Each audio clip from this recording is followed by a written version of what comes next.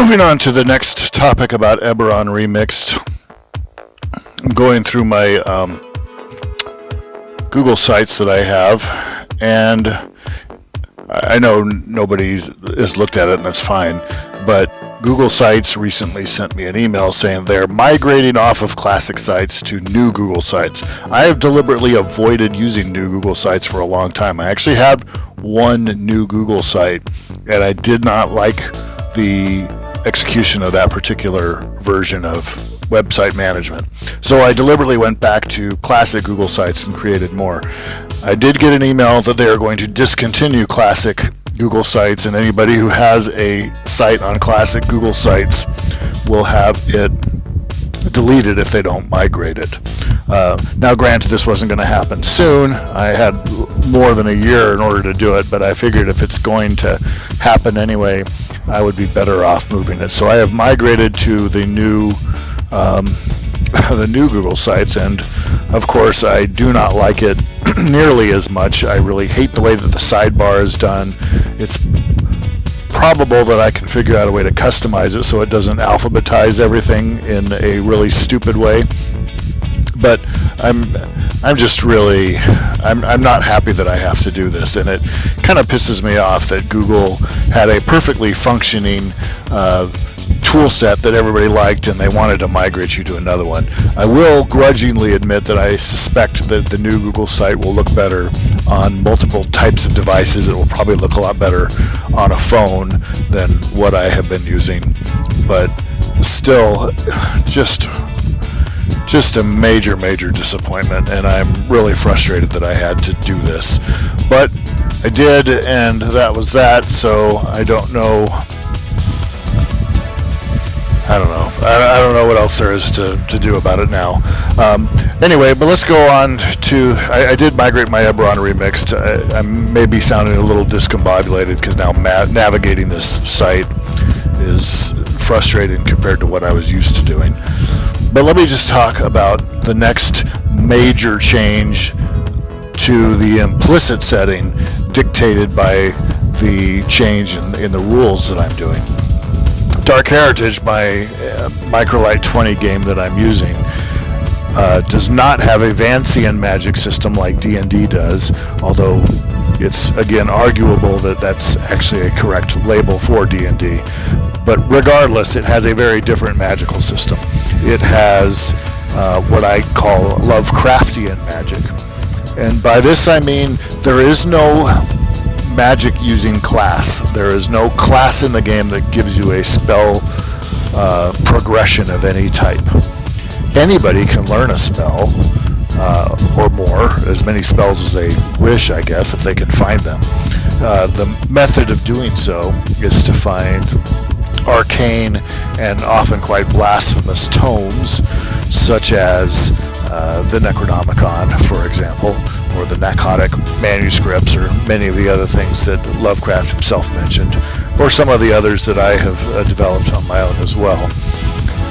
Read them, suffer whatever potential penalties, most of which will be temporary, for doing so, and take the time to learn these spells, and then anybody can cast them. It is not assumed that these spells are easy to find, that these books that contain them are easy to find. In fact, they are considered illegal, heretical, and a capital offense to have them or to know this stuff pretty much anywhere in the civilized world of Dark Heritage, which again would now become true for Eberron Remixed as well. Once you know a spell, you can cast it. However, there are some risks to do so. Rather than using up a spell slot or something like that, as D&D does, it costs you hit points to cast a spell. It damages you. It wears you out to cast a spell, which is the limiting factor. Now, keep in mind that healing in Dark Heritage works very different in D&D. It's basically action movie healing. So you can get pretty beat up in an action scene, a combat scene or something like that, and be more or less completely recovered, other than some cosmetic effects like some Hollywood blood on your forehead or something, as soon as the action scene is over. That's not entirely true. It's not quite that simple, but more or less that's true. Whatever damage you take in an action scene has limited ability to stick with you after the action scene is over. Now, the healing itself is relatively slow, and there's no magical healing, but you can convert your heroism points, which is a much more robust and useful version of action points, into healing surges, which heal a considerable amount of damage. So, keep that in mind when I talk about this. You're not crippling yourself for the remainder of, a long session by casting a spell. But there is a limiting factor, because, it starts to become real risky to cast spells when your hit points are starting to get lower. The other thing that can happen when you cast spells is that you could threaten your sanity if you have a failure. This is usually a temporary thing, but if you have a critical failure, if you roll a natural 1 and then fail a confirming, it's kind of like critical hits in D&D. You have to confirm them. We also have to confirm a critical failure if you confirm by failing it again. You don't have to roll a natural 1 again, but you have to fail it again. If you confirm your critical failure, you can actually permanently damage your sanity for casting spells. The other risk, and again, this is a critical failure type of risk, is that you attract, by using unnaturally the forces of the universe to enact magic through the power of your will, you are creating ripples in the space-time continuum or whatever, and I'm kind of making this up as I go, but it's basically what happens. It attracts potential beings from outside, and you might suddenly find yourself under attack by hounds of Tyndalos that pop out of the whatever angles are nearby you. So casting spells is inherently more risky, but anybody can learn to do it or not do it. So that obviously changes the nature of magic when I port that from Dark Heritage into Eberron Remixed. It works very well for Dark Heritage because it goes along perfectly well with the tone of that setting. It seems like it would be a poor fit for Eberron, and yet, given that Lovecraft was himself a pulp generation writer, writing in a pulpy style, I actually think it fits quite well. And guys like Robert E. Howard with his Conan stories, in fact, definitely used a lot more Lovecraftian tone than you might think, and they integrated a lot more of that kind of stuff than you might think. And if you read the entire body of work of the Conan the Barbarian stories again, you will see that, in fact. But it does obviously make some changes. It means that high-level wizardry is very, very rare, very, very dangerous, and very, very illegal in Eberron Remixed compared to Eberron. One of the conceits, not a major conceit, but a minor conceit of Eberron as printed, is that low-level magic is actually commonplace. And there's like this whole class of people, and I don't mean that in a D&D character class, I mean in a socioeconomic class. There's a whole class of people, these kind of journeyman mage rights, if you will, that make minor magical items that make life convenient, like magical street lights and stuff like that. I'm actually going to propose, however, that I can do this even with the magic that I have. And the way that I've decided to do this is twofold. So there's in Eberron Remix, there's basically 3 kinds of magic, and they have different labels. And in D&D, it would be 2 kinds of magic with different labels, but it's 3 in Eberron Remixed. So the first one is regular magic, right? You have wizards, you have clerics, you have people who cast spells, and they also make magical items. I'm splitting those into 2 different things. There's people who cast spells, and there's people who make magical items.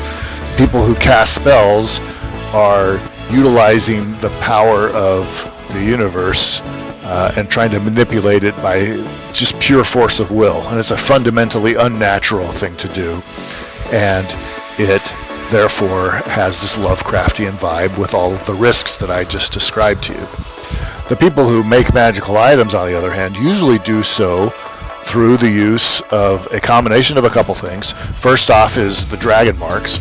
Now, the dragon marks, although there are some rules for using them, and I'm actually not going to translate them into my system. If you want them for some reason, I'm just going to refer you to the dragon marked feats and say, use these.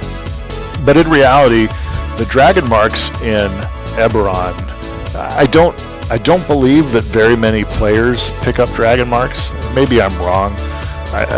But also, you don't find that a lot necessarily of protagonists in the novels have dragon marks either, although some of them do.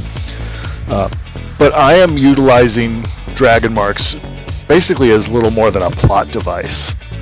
And in my experience and in my opinion, that's actually how Eberron in print does it as well. So I don't need to try to explain mechanically how they do everything. I can say that through a combination of dragon marks and dragon shards, you can have magical items, and they can be somewhat common. I will still, however, believe that they are conveniences only in the richest parts of Eberron, some of the urban centers, and it's really only the really eccentric, wealthy people that have them privately, that own them privately. Now, the way that this works is that you could potentially have a fake wizard, if you will, who's a mechanic. And by a mechanic, I mean, I'm referring to the Myth Adventure series where Skeeve and Oz go to the dimension of Jock and they meet Masha, right? Who, Skeeve and Oz are regular magic users, magicians, I guess, if I remember the term that they use, although Oz is temporarily powerless, and Skeeve is his apprentice who later becomes his partner. Masha, on the other hand, does not know how to cast any spells. She just carries around a whole load of magical items, rings, wands, pendants, crap like that, and she utilizes that to kind of make herself a fake wizard.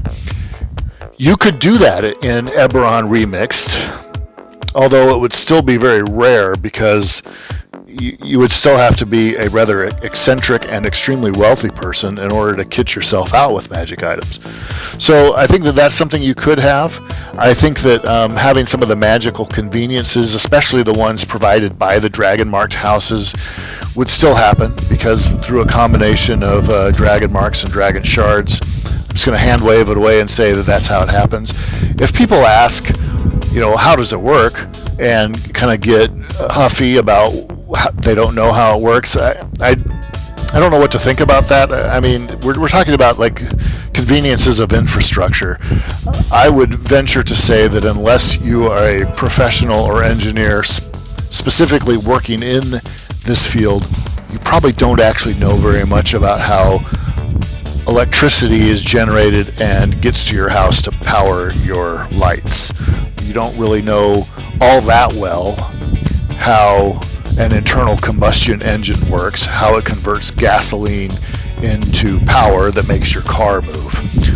I don't know why you think that if you don't know that in real life, that you have to know it in your fantasy setting, or you can't accept it. So in my opinion, these kind of questions are those types of infrastructure questions that in reality, yeah, sure, you accept that there are people who understand and know it, but most people don't unless they're the ones who literally do it professionally. I actually work in the automotive sector, but that doesn't mean I know how internal combustion engines actually work either. Even though I know how to fix a few things on them, none related to my job, but I know how to fix a few things on them. I understand at a very basic high level how it works, but I don't really understand the chemistry of it. I don't really understand the mechanics of it. I do know how to, I do know what the purpose of a spark plug is and how to change it. I know how to clean a carburetor to some degree, and I know some things about it, but I don't know a lot. And most people I know less than I do about it. And yet it doesn't hamper or impair their ability to drive a car, nor does anybody expect that it would. So I think that I'm going to do that. The magic item business kind of is as it is in print, even though I'm not going to bother trying to explain exactly how it works, and it would seem that it shouldn't work with Lovecraftian magic, but I'm going to say that it does because, hand wave, dragon shards, and dragon marks mostly. The third type of magic actually has a different label in D&D. It's called Psionics, but Psionics, let's face it, it is magic. That's exactly what it is. There are no psionics in Dark Heritage. However, I do have a class, and by reverting, and I borrowed this class from a version of the Jedi that I had created for a Star Wars Microlight game, and I changed it to make it a little bit less magical. It didn't have the force push and the way Jedi mind tricks and shoot lightning out of your hands and some of that stuff. But if I go back to the original Jedi incarnation, and rather than a lightsaber, you generate a blade of pure psionic energy that you can summon or dismiss at will, then you basically have a Jedi, let's face it, he's kind of a hybrid between a soul knife and a scion already. So I'm going to bring that in. It's called the Shadow Sword, but in Dark Heritage, I may change the name to be Eberron specific, but regardless, that is going to be my interpretation of psionics.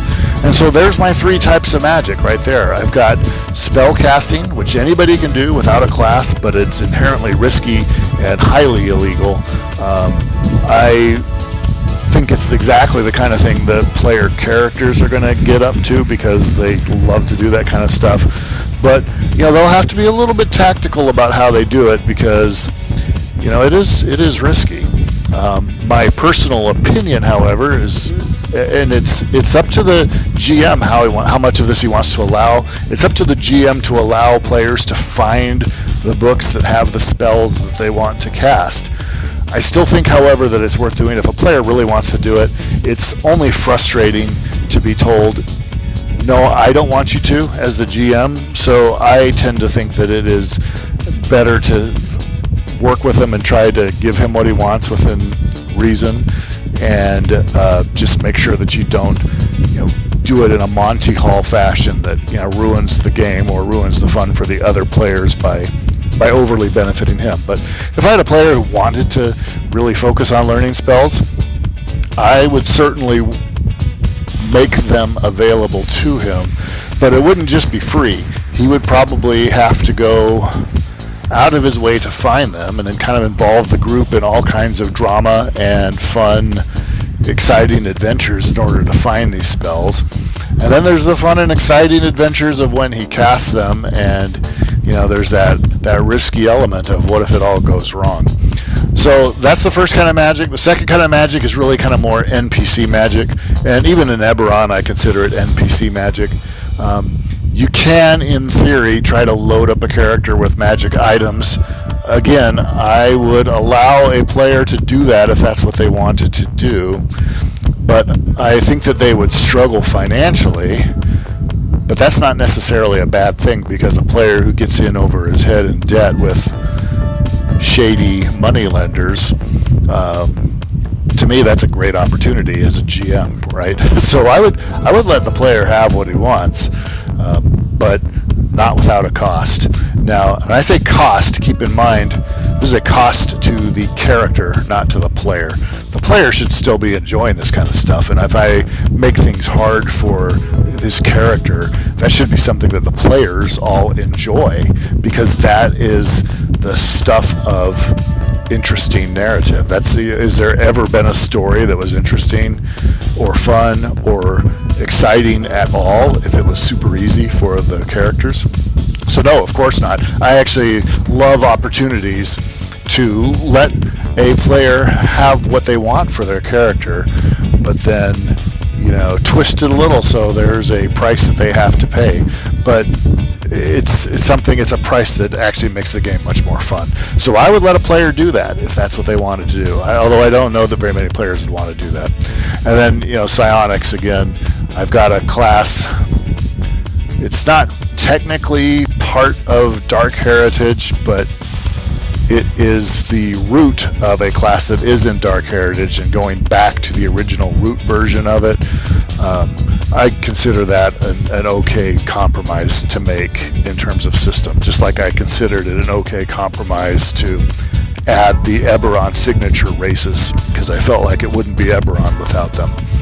So anyway, that is Magic, and as you can imagine, that will have some interesting downstream changes to the setting as we continue to go through the organizations, through the countries, places like Onder, where there's a big magical, Hogwarts basically. It's not really going to feel like that if Magic is Lovecraftian or if Magic is more mechanical. Either one, it's going to be different. And so, there's going to be some interesting downstream implications to that. But we'll get to those when we get to them. In the meantime, hope you enjoy this last update.